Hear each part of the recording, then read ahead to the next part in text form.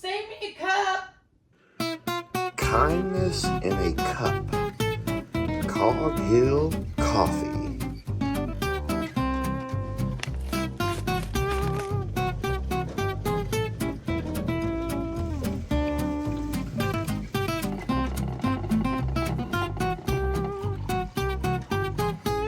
Cog Hill Coffee.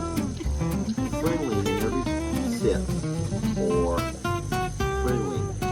Friendly in every cup. Friendly in every cup. Cheers. Chicago coffee. I hope your morning is as relaxing as ours. How can it go wrong now, Jamie? How can anything go wrong now?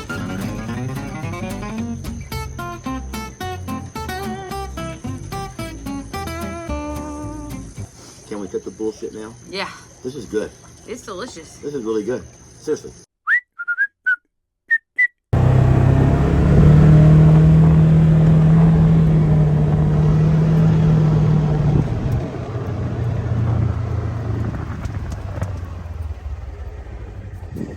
Hi, buddy.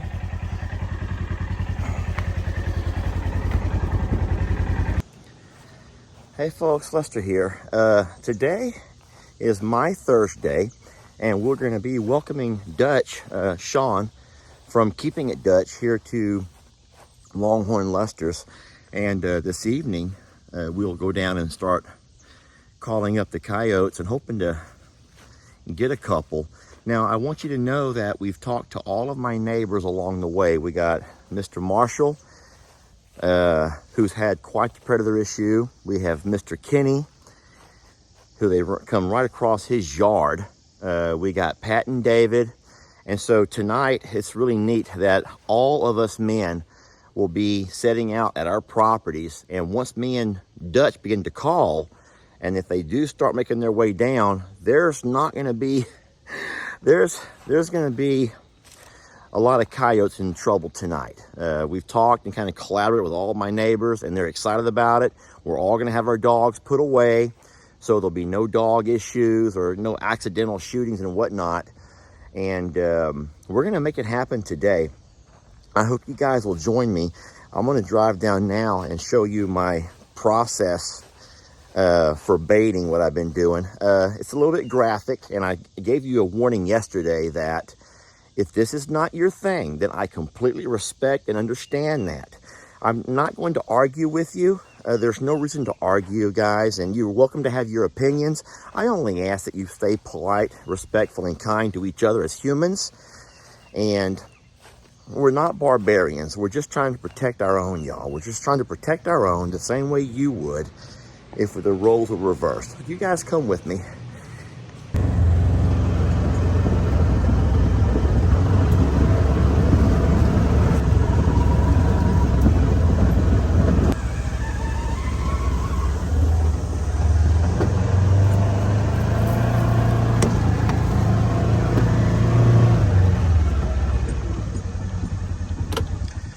All right, I want you to notice that I've come down and cleaned up quite a bit around the spot we're going to be hunting tonight.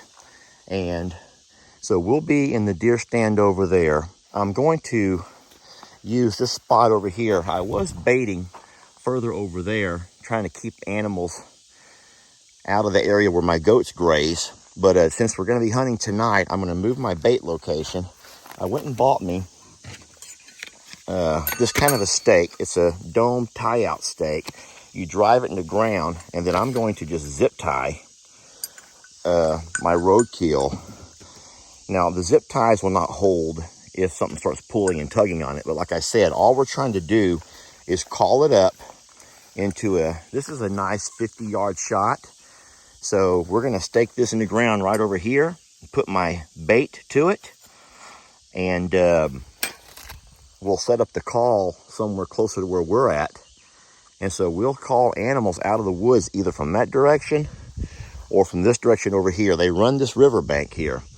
And so that's what our plan is for tonight. Now remember, all of my dogs are going to be brought back up. They'll come with me when I go, so they're not going to be over here chewing on my roadkill. And they haven't, guys, they haven't. Our dogs are enclosed inside of our yard, and so they can't get out of our yard when I let them come with me when I come down. But Let me go and get this set up right quick. Guys, let me turn my camera around and tell you something. I'm going to have to be very careful how I edit my videos today, because if you remember, not too long ago, my nephew Jake was shooting snakes out of his pond, venomous snakes out of his pond. And there were so many folks who were just appalled by that they began to report, and it didn't take long for Facebook to shut him down.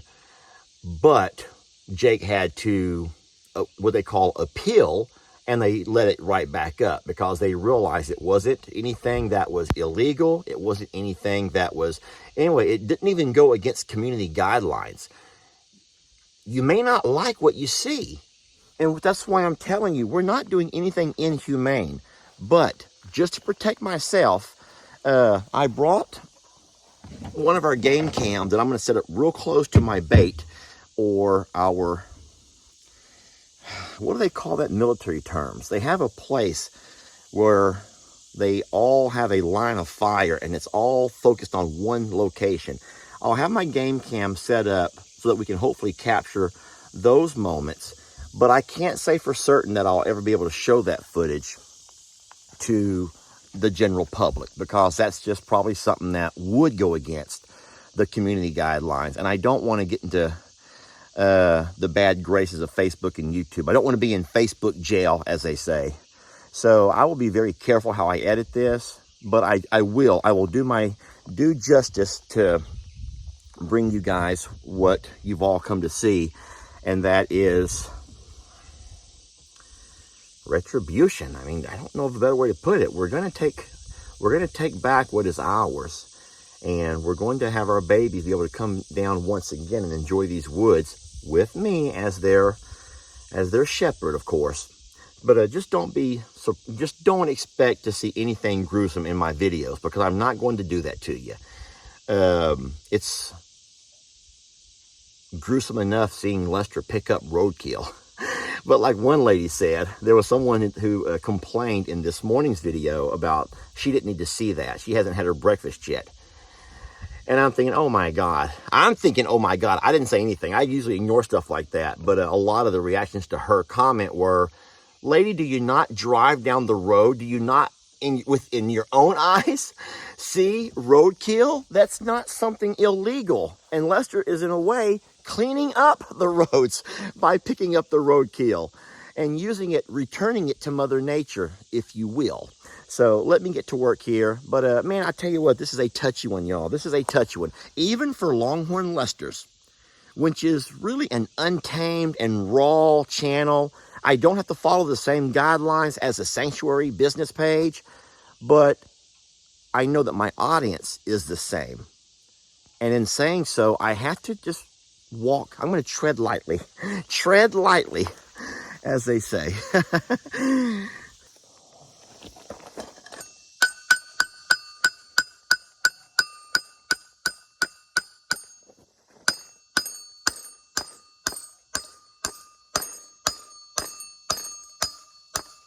Ground is hard.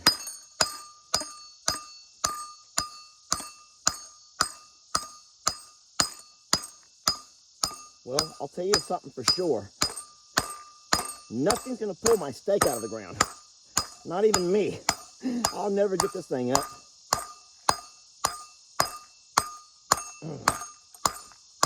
I should have brought a sledgehammer. That's deep enough. That right there, my friends, was a workout. But now it's so close to the ground that when I do come down and mow, and my mower on 4 or 5 inches high, I'm never going to damage my blade.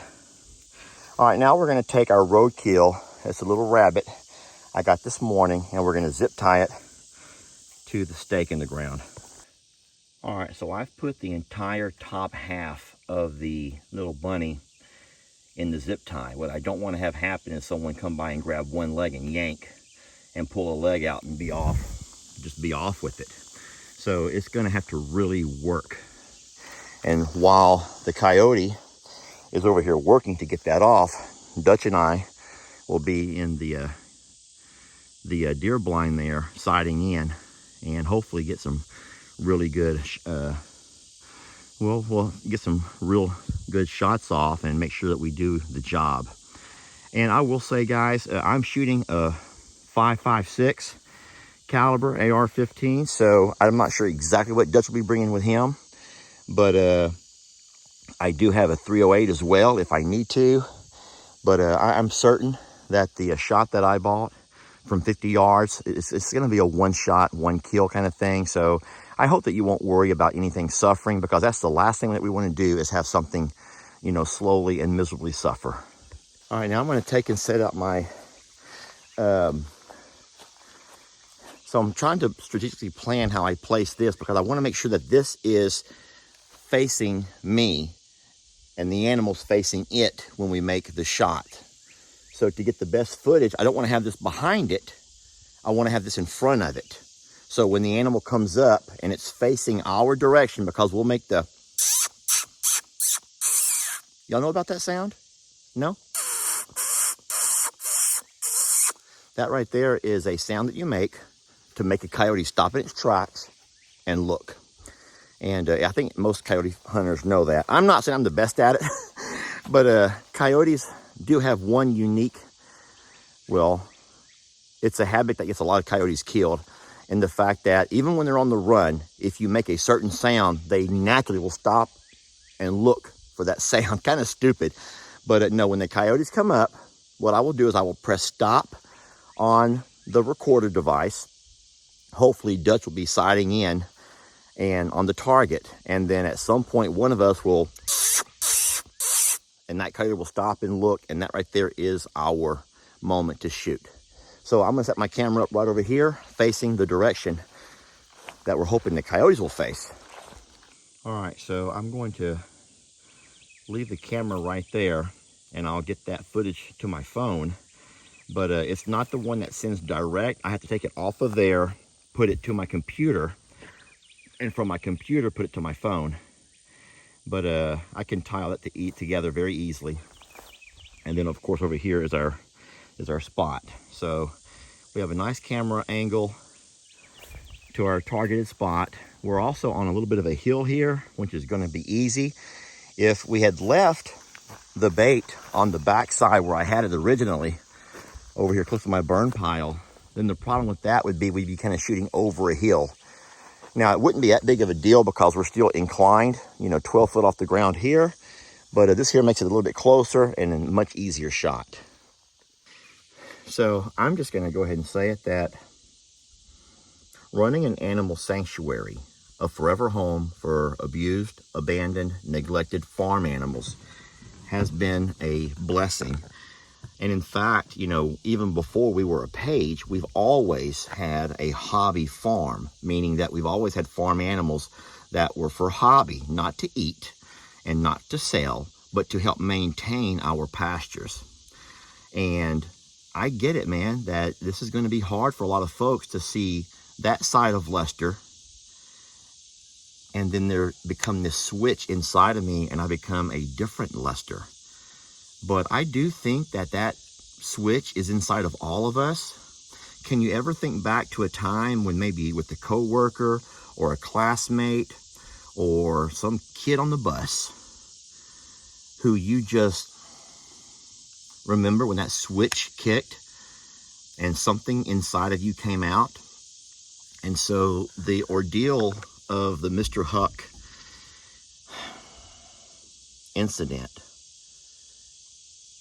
it's flipped my switch. It has flipped my switch, because I would say before that, I was completely okay living harmoniously with wildlife here in the wildlife area and my animals living up in the farm ranch area.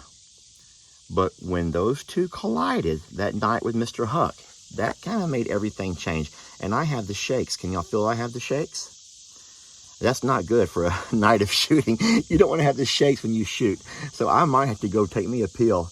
My pills are prescribed for as needed. And guys, today I need one. Oh, Lord. I'm also bringing down a couple of chairs where Sean and I can sit tonight while we're hunting. I do have one chair here, but it's a soft, cushiony chair. and I'm scared to sit in it for fear of spider. Yeah, we're gonna push that chair there out of the way because I do not want to get spider bit. And then we'll set these chairs over here up in our windows.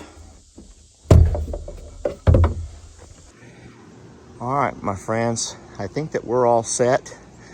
I want to thank y'all for being supportive, and I invite you to watch tomorrow's video where we're going to record as much as we possibly can and bring all that to you. And don't forget that Friday at noon, which will be today if you're watching this Friday morning, Sean and I will be going live on the Lunch with Longhorn Lester channels,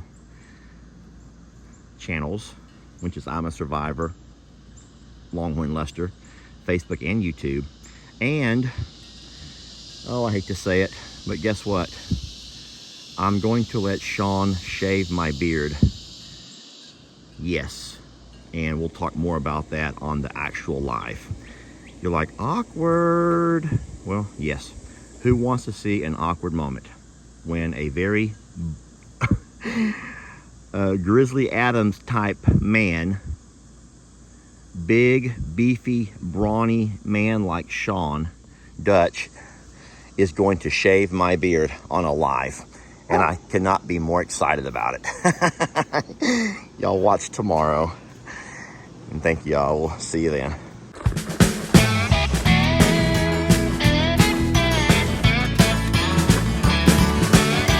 Don't let your troubles fester. Come watch Longhorn Lester. Yeah, something like that.